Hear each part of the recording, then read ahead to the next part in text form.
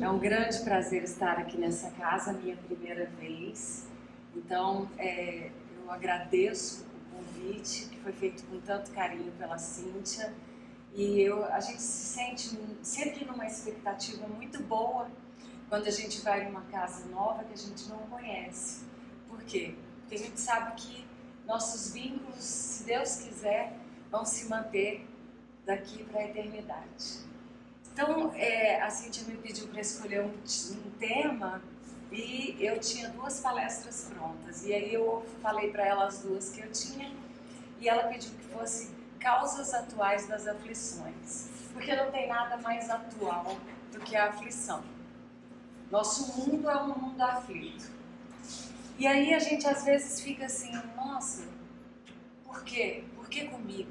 Né? Nós temos tanta essa pergunta no nosso dia a dia. Por que eu? Por que eu estou passando por isso? Por que comigo?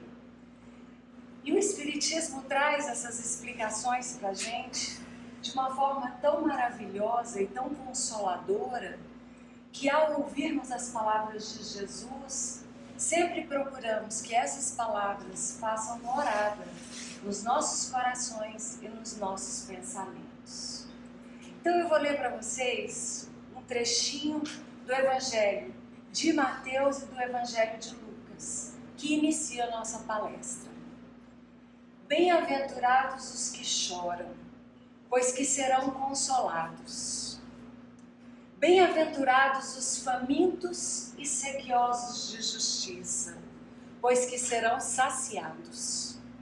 Bem-aventurados os que sofrem pela justiça, perseguidos, pois que é deles o reino dos céus. Está em Mateus, capítulo 5. Bem-aventurados vós, que sois pobres, porque vosso é o reino dos céus. Bem-aventurados vós, que agora tendes fome, porque sereis saciados. Ditosos sois, vós, que agora chorais, porque rireis. Está em Lucas, capítulo 6. Mas ai de vós, ricos, que tendes no mundo a vossa consolação. Ai de vós que estáis saciados, porque tereis fome. Ai de vós que agora rides, porque sereis constrangidos a gemer e a chorar. Lucas capítulo 6. Não parece que estão fazendo uma maldição? E aí a gente pega e fala assim, mas eu sou feliz hoje, então será que isso quer dizer que eu vou chorar na próxima encarnação? Ou que daqui a pouquinho, nessa encarnação mesmo, eu hei de chorar? Mas os dizeres todos bíblicos, eles necessitam de interpretação. E é por isso que o Espiritismo é uma fé raciocinada, porque a gente para entender. E a gente entende para poder aplicar nas nossas vidas. Então, o sofrimento, a mensagem é que o sofrimento nas nossas vidas gera aprendizado. Todas as vezes que nós somos submetidos a situações de dificuldades, nós estamos única e exclusivamente, pura e simplesmente, recebendo a misericórdia do nosso Pai, no sentido de nos ajudar a crescer, nos ajudar a progredir, contribuir para o nosso progresso espiritual. Todas as coisas que acontecem na nossa vida e que nós perguntamos por que eu, a resposta é justamente porque você. É para você. Então o que ele quer dizer quando ele cita que misericordiosos serão aqueles que hoje sofrem porque rirão? É dizendo para a gente que quando nos falta qualquer coisa, nós somos incentivados a lutar para conquistar o que nos falta. E quando nos sobra, nós somos desafiados a vencer a nossa vaidade, o nosso orgulho e a nossa soberba. Então é isso que ele quer dizer, que nenhum mal que haja feito, ou por nós mesmos, ou por alguém que nos fere, nenhum mal neste mundo fica sem corrigenda. Ok. Então nós entendemos que precisamos das aflições? Sim. Então vamos entender que aflições são essas. Há um grupo de aflições que vem para nós na mesma encarnação. Então nessa vida nós usamos a lei da ação e reação e usamos o nosso livre-arbítrio e criamos os nossos problemas. E a partir dos nossos problemas, nós nos endividamos de uma maneira kármica. E algumas dívidas nós pagamos nesta própria vida. Outras dívidas nós não conseguimos resgatar. E aí elas viram aflições fora dessa vida. Então são dois grupos, ou melhor, duas fontes diferentes de produção de situações que nós chamamos de vicissitudes, que nos desafiam a nos movimentar para o nosso crescimento. E é lógico que essas situações vão determinar a formação do caráter desse espírito. E esse caráter, ele vai desenhar quem nós somos. E aí nós vamos viver muitas vezes contaminados por essas chagas da humanidade, mas quando somos beneficiados com o conhecimento da palavra de Jesus e com o amor de Deus, nós vamos no caminho do progresso.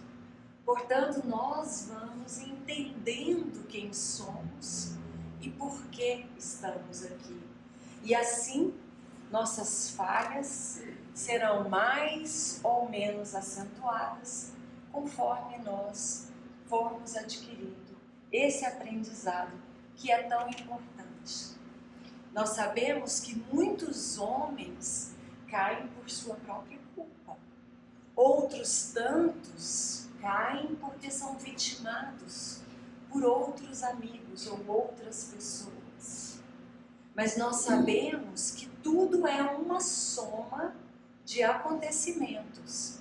E que quando nós não damos conta de explicar esses acontecimentos nessa vida, não sejamos aqueles que entram no papel de vítima.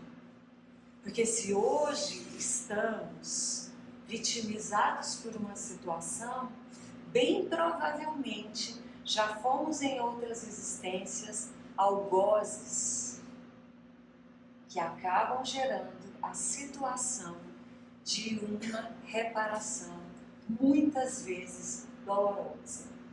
Então a gente sabe que pessoas são capazes de se arruinar ou de arruinar os seus irmãos, porque não souberam limitar os seus desejos.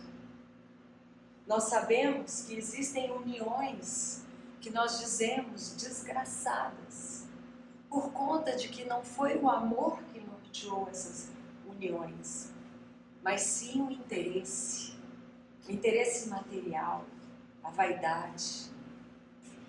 Nós sabemos também que muitas disputas poderiam ser evitadas se nós pudéssemos trabalhar a moderação e entendêssemos o que é susceptibilidade.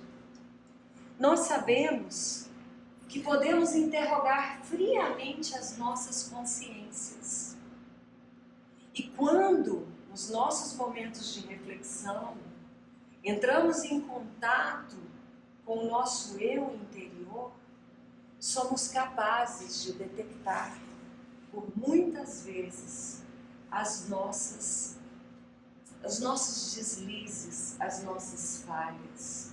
E aí, em momentos de reflexão, podemos raciocinar e pensar: se eu tivesse feito diferente, talvez não estivesse na situação em que me encontro. Ou dizer: poderia não ter feito se eu tivesse pensado um pouco. E isso já é crescimento. Isso já é mudança. Isso já é progresso espiritual. Quando nós nos permitimos crescer a partir dos nossos erros. Então nós temos causas diversas das nossas atuais aflições. Nós podemos dizer que, por exemplo, ao perder entes queridos, principalmente pessoas que nos ajudavam, que nos suportavam, que nos amparavam nessa trajetória terrena, ao perder essas pessoas nós nos sentimos perdidos, mas não entendemos que a perda dessas pessoas nos faz crescer, se nós aproveitarmos a oportunidade. Nós podemos também entender que acidentes podem acontecer e esses acidentes não são previsíveis. E esses acidentes podem trazer grandes dores ou os reveses da fortuna. Hoje nós temos em abundância, amanhã talvez nos falte. Todas essas fatalidades que a vida nos traz têm um motivo. É que nós somos muito pequenos para entender os desígnios de Deus. E nem sempre conseguimos perceber que a mão dele está a nos carregar. E algumas vezes nós nascemos com enfermidades que podem nos tirar totalmente a capacidade de trabalho. E como nós poderíamos prover um lar dessa maneira? Ou como poderemos continuar provendo um lar se formos vitimizados por uma doença ou por uma fatalidade qualquer que nos tire a capacidade do trabalho? Mas quando nós especificamente nascemos com defeitos físicos ou mentais, nós não podemos crer que são erros dessa vida, porque nós nem vivemos. Então aí sim nós entendemos que o nosso passado espiritual determina por tantas vezes grandes dificuldades nas nossas atuais vidas. E essas seriam grandes aflições pelas quais nós precisamos passar. Não podemos dizer que falta a presença de Deus.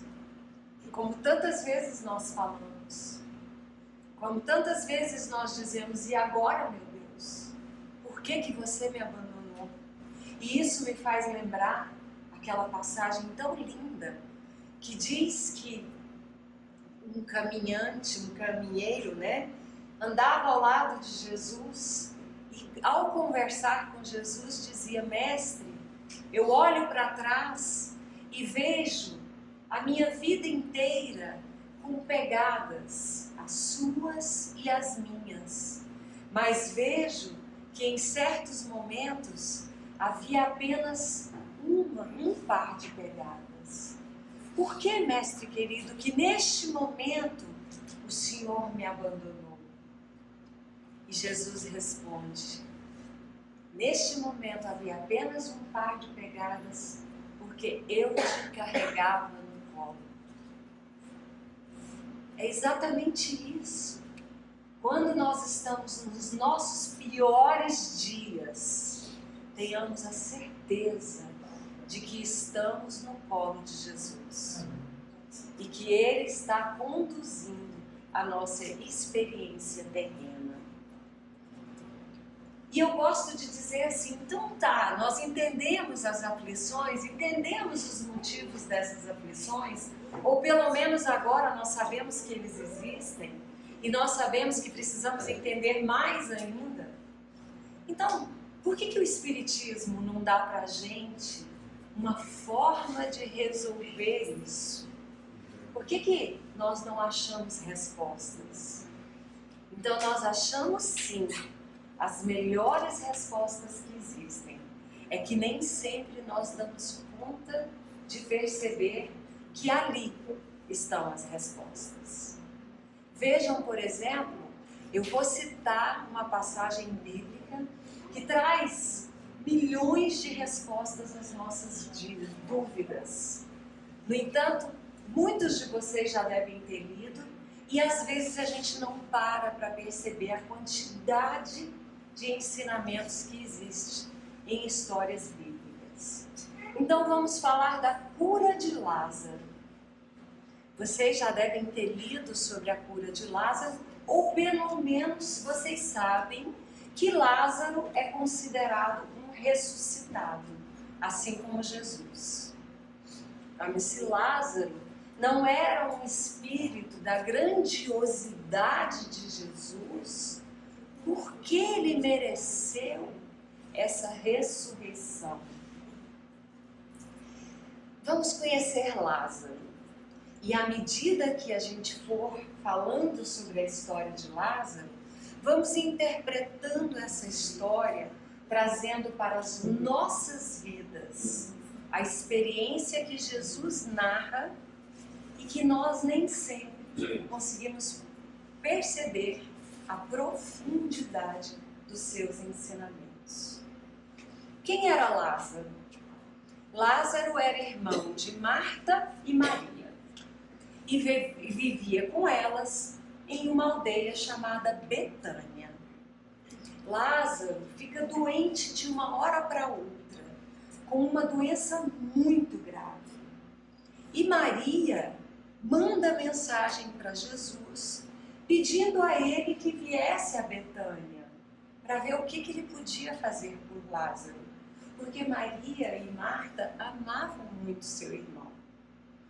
E Jesus, que estava em uma cidade a 40 quilômetros de Betânia, e estava em um trabalho, recebe a mensagem de Maria, mas termina o seu trabalho ainda demorando por lá 2 dias.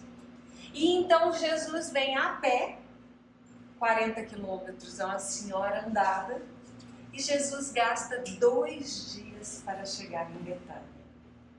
E quando chega em Betânia, Lázaro havia desencarnado. Maria vem ao seu encontro e conta a Jesus que Jesus chegou tarde. E diz para ele, se você tivesse chegado mais cedo, talvez Lázaro não estivesse morto. E contam as escrituras que Jesus chora copiosamente. E aí é o nosso primeiro erro de interpretação. O que a gente acha? Que Jesus chorou de tristeza pela morte de Lázaro? Jesus, que sempre entendeu que a vida é eterna e que tenta nos ensinar isso, teria chorado pelo desencarne de um espírito? Jesus chora por perceber a ilusão humana com a necessidade de uma muleta para encarar as dificuldades da vida. Maria queria que Jesus chegasse para resolver o problema. Quantas vezes nós oramos a Jesus para resolver os nossos problemas? Nós não oramos a Jesus, e foi por isso que Jesus chorou copiosamente, por perceber o quanto a humanidade estava com uma visão turva, por procurar muletas para se amparar nos momentos de dificuldade. Jesus afirma para Maria, então, que Lázaro não havia morrido, que Lázaro estava dormindo, o que causa um espanto. E Jesus explica, Lázaro dorme o sono da inconsciência. Lázaro dorme o sono da inconsciência. É o fato dele não estar consciente, dele estar dormindo? Não. Lázaro dorme o sono da ignorância, de não estar consciente de sua própria situação. Lázaro dorme o sono da negação de si mesmo e da sua própria incompletude. Ele dormia perante os seus deveres. Ele dormia perante as possibilidades que ele próprio tinha de realizar coisas em favor de si mesmo e em favor do seu próximo. Lázaro estava paralisado, o que na medicina nós conhecemos como narcolepsia. Lázaro havia dormido, como um escape mesmo, assim como nós. Eu adoro, quando eu estou muito triste, quando eu estou com muitos problemas, deitar na minha cama e dormir. Eu peço a Deus, me manda um sono profundo e poderoso. Como se o sono fosse fazer a gente acordar sem o problema. Não é interessante como a gente foge? Bom, então Jesus busca o túmulo de Lázaro. Mas as pessoas dizem para ele, Jesus, já se passaram 4 dias da morte de Lázaro. Com certeza o corpo dele está em avançado estágio de putrefação. Jesus busca o túmulo de Lázaro e as pessoas justificam para Jesus que ele estaria em avançado estado de putrefação. Diante das dores humanas, dos nossos estados de putrefação, muitas vezes nós acreditamos que estamos paralisados.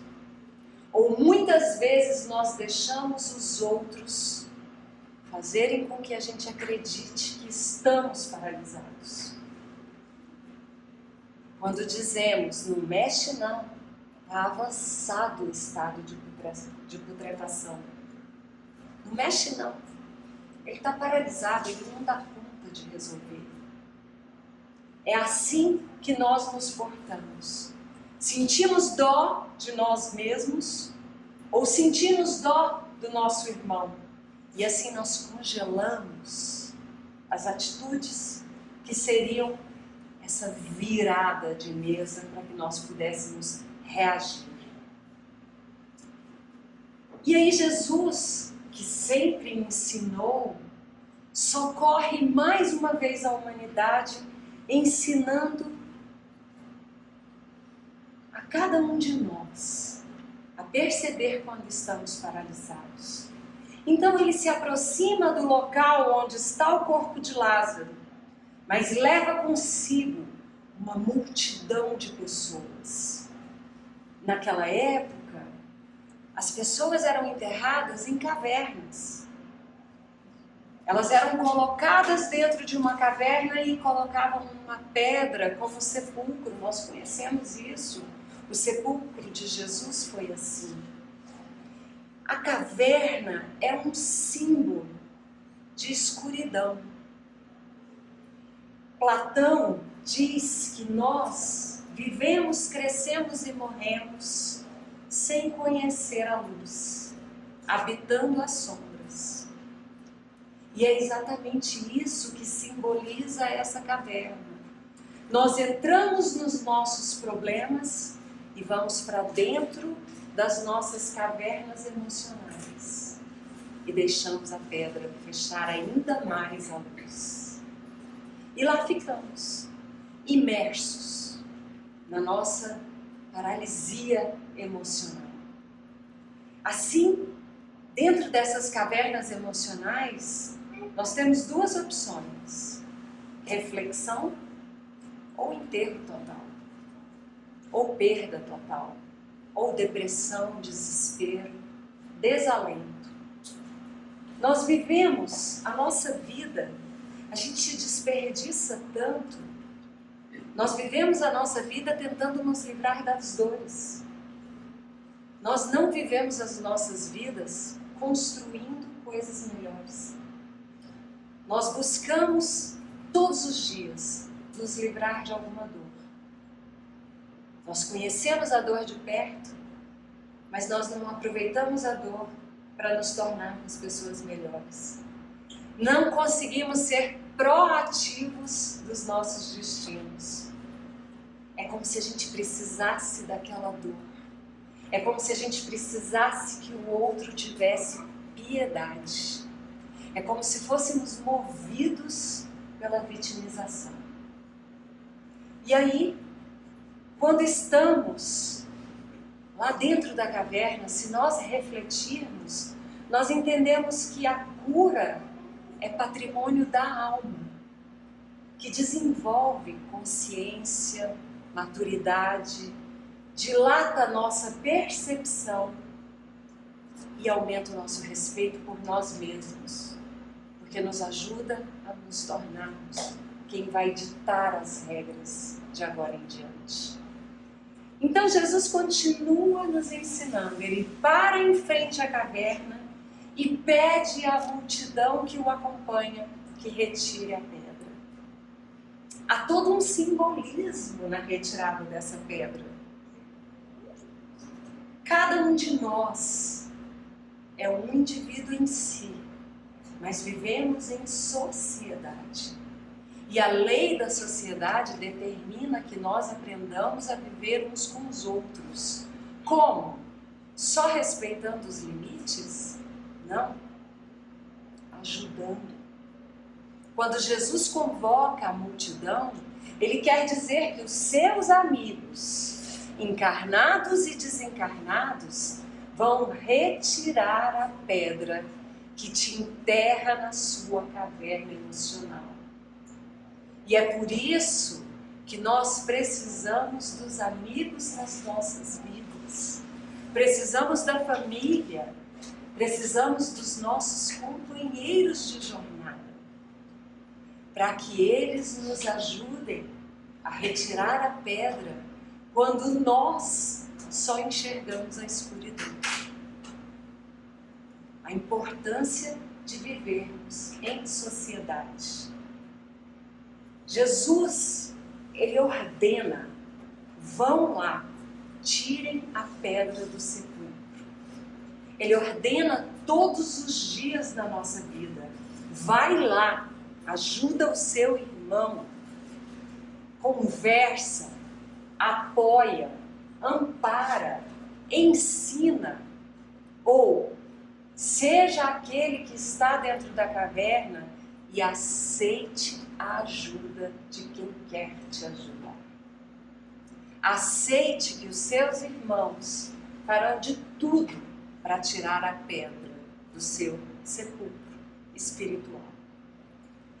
E assim, é importante demais que nós entendamos que ao retirarmos as pedras que obstaculizam a entrada da luz na nossa vida, nós estamos num momento de troca de bondade.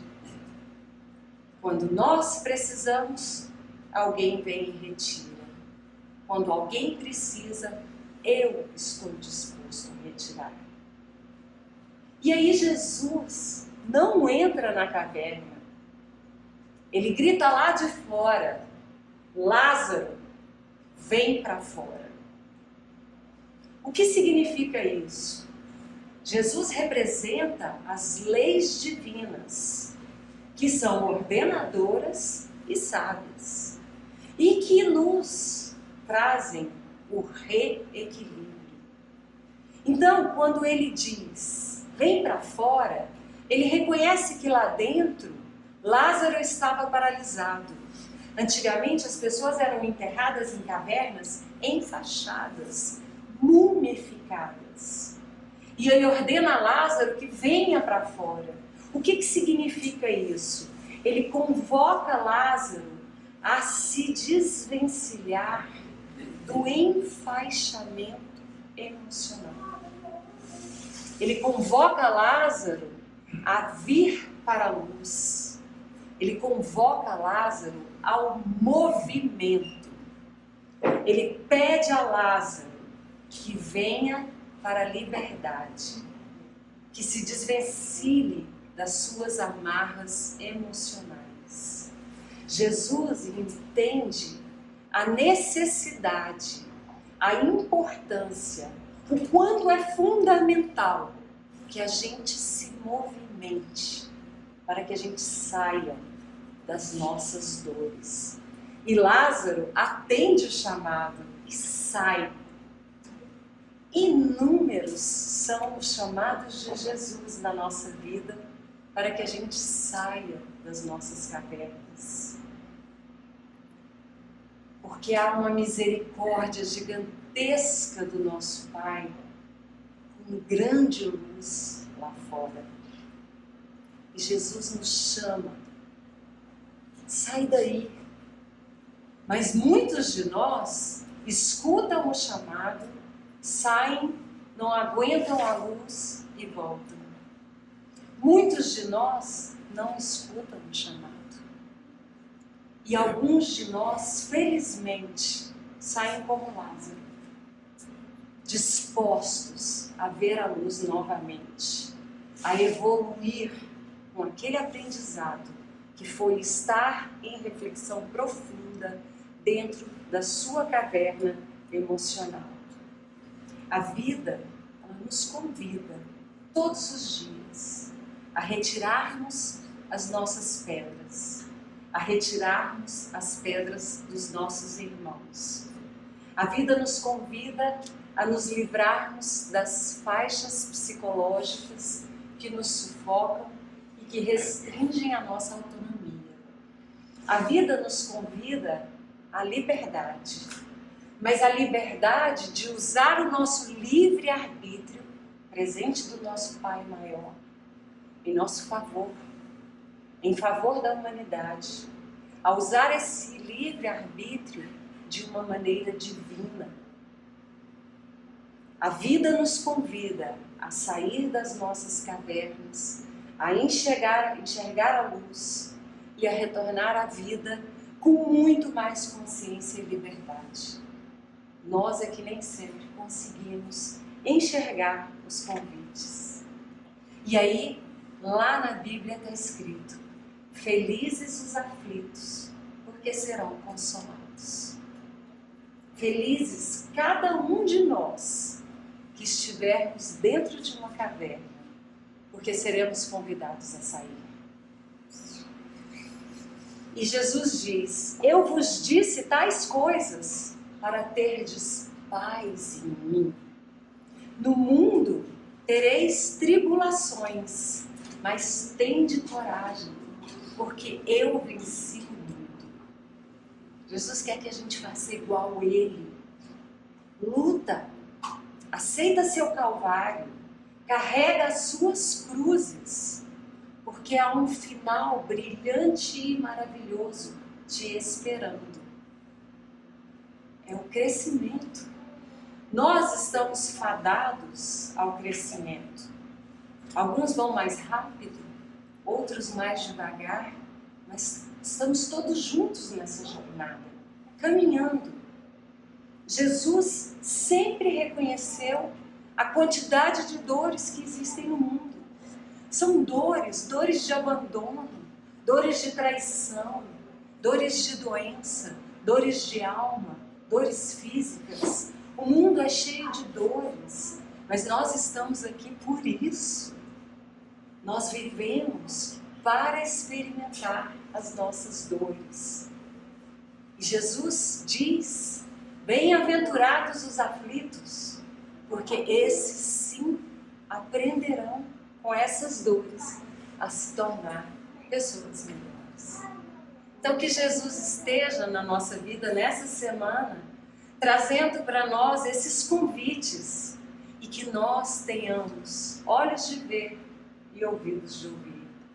E que Jesus esteja dentro dos nossos corações e dos nossos pensamentos, nos orientando. Que assim seja.